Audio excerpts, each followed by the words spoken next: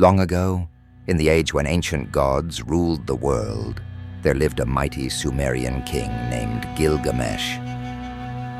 As the ruler of the great city of Uruk in Mesopotamia, Gilgamesh constructed magnificent ziggurat temples, fortified his city with towering walls, and cultivated orchards filled with rare and exotic fruits.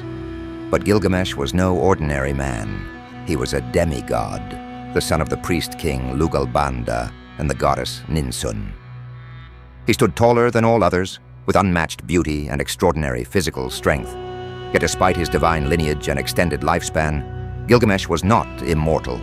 Though blessed with divine qualities, Gilgamesh was arrogant and ruled as a proud and haughty tyrant. His reign was marked by unchecked excess and abuse of power. He demanded unwavering adoration from his subjects, ordered monuments built in his honor, and seduced any woman he desired, noble or married.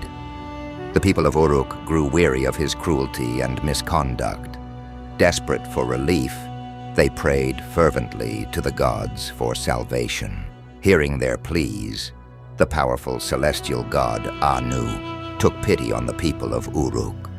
He commanded the goddess of vegetation, Aruru, to create a being who could rival Gilgamesh. From a lump of clay, Aruru shaped Enkidu, a creature that was part man and part beast. Enkidu had a rugged, primitive appearance with a muscular frame and bull-like horns. He lived in the wild, roaming the forests and plains of Sumer. Enkidu protected the animals, eating grass with the gazelles and drinking from rivers alongside lions. All creatures obeyed him, yet he had no connection with humanity. Word of a mysterious, powerful being reached Gilgamesh, who decided to investigate. He sent Shamhat, a priestess from the temple of Uruk, to learn more about Enkidu and seduce him. When Shamhat met Enkidu, she was awestruck by his strength and presence. She quickly fell in love with him. For 7 days and 7 nights, Shamhat and Enkidu shared a passionate union. This experience transformed Enkidu, teaching him the ways of humanity. He learned to wear clothes, eat prepared food, and embrace human customs. Shamhat told Enkidu about Gilgamesh and his tyranny, inspiring him to confront the king. When a grand wedding was announced in Uruk, Gilgamesh, as was his custom, planned to assert his right to the bride before the groom. However, Enkidu appeared, stepping out from the crowd with Shamhat by his side. He confronted Gilgamesh, arguing fiercely against his disrespect and abuse of power. For the first time, someone stood against Gilgamesh.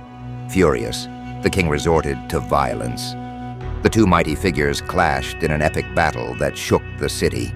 Their ferocious fight lasted 7 days and nights, with their blows strong enough to kill 5 ordinary warriors at once. Neither would yield, but as the battle wore on, mutual respect grew between them.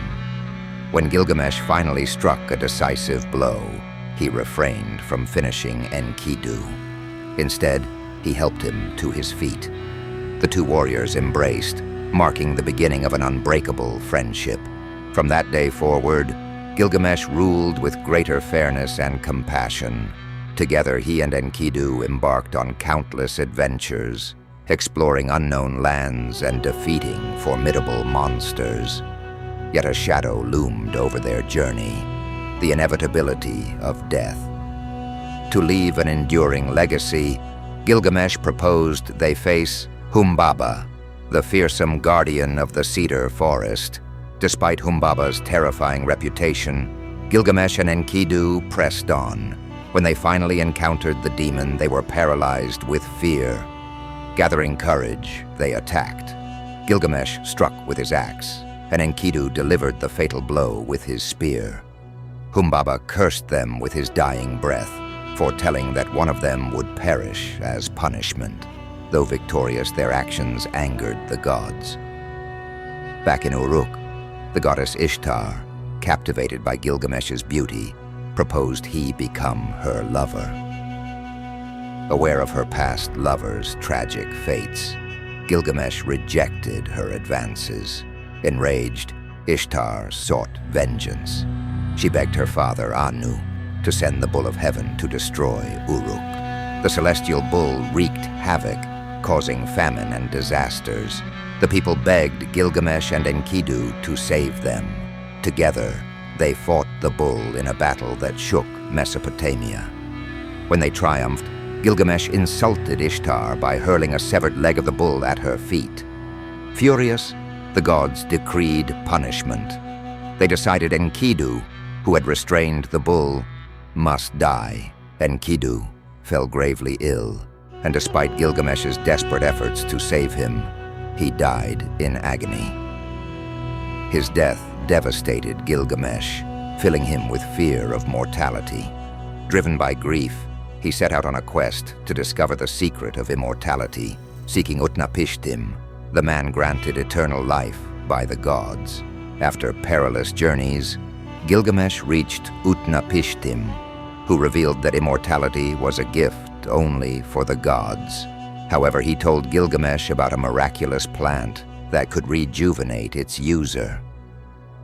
Gilgamesh retrieved the plant, but as he rested, a snake devoured it, shedding its skin and rejuvenating itself. Heartbroken but wiser, Gilgamesh returned to Uruk. He realized that true immortality lay in the legacy he left behind. Inspired, he documented his story on clay tablets, ensuring the memory of his and Enkidu's adventures would endure forever.